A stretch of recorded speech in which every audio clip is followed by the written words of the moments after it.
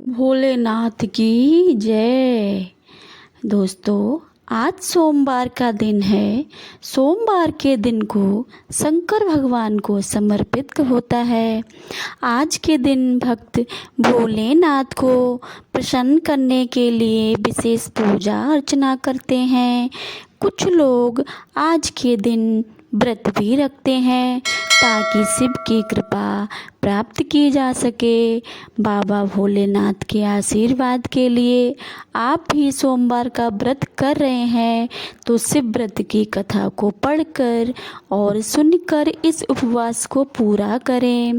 दोस्तों, अगर आपने मेरे चैनल भक्ति की बातों को सब्सक्राइब ना किया हो तो प्लीज़ सब्सक्राइब कर लीजिए और बेल आइकन को दबाना ना भूलिए ताकि जो नई वीडियो हो वो आप तक सबसे पहले पहुँचे। तो फ्रेंड्स, मैं शुरू करती हूँ। सोमवार व्रत की विधि बतलाती हूँ। नारद पुराण के अनुसार सोमवार व्रत में व्यक्ति को प्रातः स्नान करके शिव जी को जल और बेलपत्र चढ़ाना चाहिए तथा शिव गौरी की पूजा करनी चाहिए। शिव पूजन के बाद सोमवार व्रत कथा सुननी चाहिए। इसके बाद केवल एक ही समय भोजन करना चाहिए।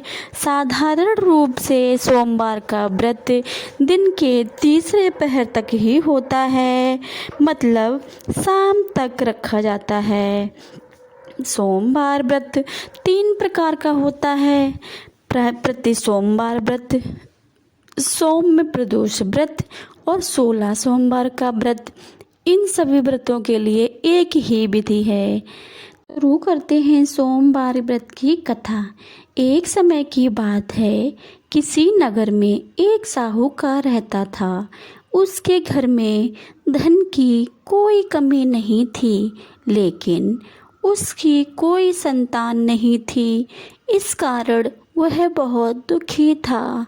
पुत्र प्राप्ति के लिए वह प्रत्येक सोमवार व्रत रखता था और पूरी श्रद्धा के साथ शिव मंदिर जाकर भगवान शिव और पार्वती जी की पूजा करता था।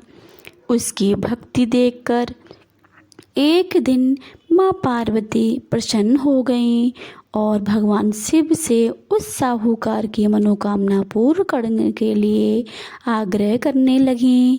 पार्वती जी की इच्छा सुनकर भगवान शिव ने कहा, हे पार्वती, इस संसार में हर प्राणी उसके कर्मों का फल मिलता है और जिसके भाग्य में जो है उसे भोगना ही पड़ता है। लेकिन पार्वती जी ने साहूकार को भक्ति का मान रखने के लिए उसकी मनोकामना पूर्ण करने की इच्छा को जताई। माता पार्वती के आग्रह पर शिव साहूकार को पुत्र प्राप्ति का वरदान तो दिया, लेकिन साथ ही यह भी कहा कि उसके बालक की आयु केवल 12 वर्ष की होगी। माता पार्वती और भगवान शिव की बातचीत को साहूकार सुन रहा था। उसे तो ना इस बात की खुशी थी और ना ही दुख था। वह पहले की भांति ही शिव जी की पूजा करता रहा। कुछ समय के बाद साहूकार के घर एक पुत्र का जन्म हुआ। जब वह बालक 11 वर्ष का हुआ तो उसे पढ़ाने के लिए काशी भेज दिया गया। साहूकार ने पुत्र के मामा को बुलाकर उसे बहुत सारा धन दिया और कहा कि तुम इस बालक को काशी विद्या प्राप्त के लिए ले जाओ और मार्ग में यज्ञ कराना। जहाँ भी यज्ञ कराओ वहाँ ब्राह्मणों को भोजन कराते और दक्षिणा देते हुए जाना। दोनों मामा भांजे इस तरह यज्ञ कराते और ब्राह्मणों को दान दक्षिणा देते काशी की ओर चल पड़े। रात में एक नगर पड़ा जहाँ नगर की राजा की कन्या का विवाह था, लेकिन जिस राजकुमार का से उसका विवाह होने वाला था वह एक आँख से काना था। राजकुमार के पिता ने अपने पुत्र के काना होने की बात को छुपाने के लिए एक चाल सोची। साहूकार के पुत्र को देखकर उसके मन में एक विचार आया। उसने सोचा, क्यों ना इस लड़के को दूल्हा बनाकर राजकुमारी से विवाह करा दूं। विवाह के बाद उसको धन देकर विदा कर दूंगा। और राजकुमारी को अपने घर नगर में ले आऊँगा। लड़के को दूल्हा के वस्त्र बनाकर पहनाकर राजकुमारी से विवाह करा दिया गया। लेकिन साहूकार का पुत्र ईमानदार था। उसे यह बात न्याय संगत नहीं लगी। उसने अवसर पाकर राजकुमारी की चुन्नी के पल्ले पर लिखा था कि तुम्हारा विवाह तो मेरे साथ हुआ है, लेकिन जिस राजकुमार के संग तुम्हें भेजा जाएगा वह एक आंख से काना है। मैं तो काशी पढ़ने जा रहा हूँ। जब राजकुमारी ने चुन्नी पर लिखी बातें पढ़ी तो उसने अपने माता पिता को यह बात बताई। राजा ने अपनी पुत्री को विदा नहीं किया, जिससे बारात वापस चली गई। दूसरे दिन दूसरी ओर साहूकार का लड़का और उसके मामा काशी पहुँचे और वहां जाकर उन्होंने यज्ञ किया। जिस दिन लड़के की आयु 12 साल की हुई उसी दिन यज्ञ रखा गया। लड़के ने अपने मामा से कहा कि मेरी तबीयत कुछ ठीक नहीं लग रही है।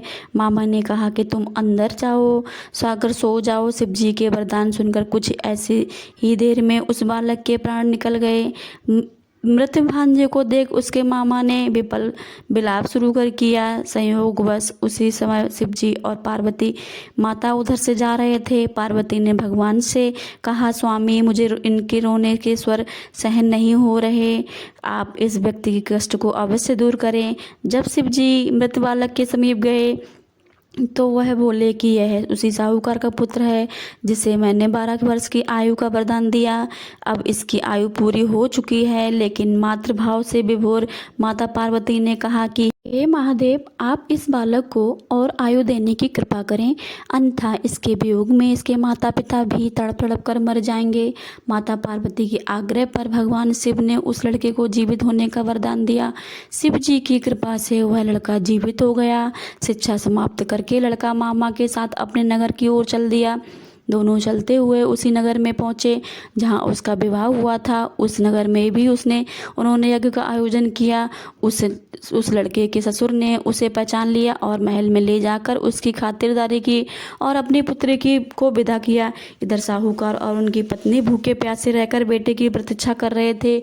उन्होंने प्रण रखा था कि यदि वो अपने बेटे की मृत्यु का समाचार मिला तो वह भी प्राण त्याग देंगे, परंतु वो अपने बेटे को जीवित होने का समाचार प्राप्त पाकर वह बेहद प्रसन्न हुए।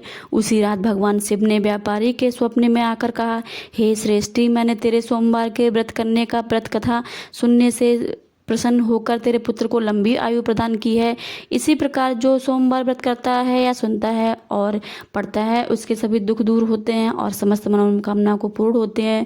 बोलो शंकर भगवान की जय, बोलो पार्वती मैया की जय। तो दोस्तों, आपको अगर ये वीडियो पसंद आई हो तो आप लाइक और शेयर करना ना भूलिएगा। चैनल को सब्सक्राइब करना भी मत भूलिएगा। अगर पहली बार आए हैं मेरे चैनल पर तो प्लीज़ मेरे चैनल को सब्सक्राइब करें। मिलते हैं अगली वीडियो में, तब तक के लिए जय श्री श्याम, जय भोलेनाथ, जय हो।